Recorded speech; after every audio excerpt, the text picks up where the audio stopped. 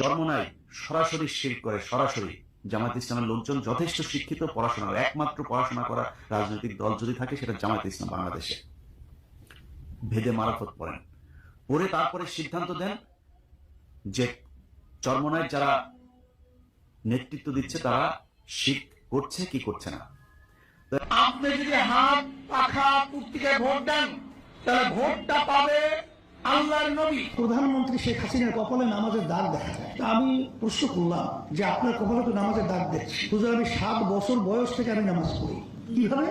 বলে, হুজুর, আমি যদি নামাজ না পড়তাম আমার মা আমার জন্য ঘরে ভাত পাক করতো না। আমার মাকে আমাকে নামাজি বানাবার জন্য চেষ্টা করেছেন, সেই থেকে আমি নামাজ পড়ি, নামাজ ছাড়ি না। গিয়ে আল্লাহর কাছে বলতেছি, ইয়া নবী আল্লাহ সাল্লাল্লাহু আলাইহি ওয়াসাল্লাম, আমাদের বাংলাদেশের পরিস্থিতি এই, শেখ হাসিনার পক্ষে যাব না খালেদা জিয়ার পক্ষে যাব।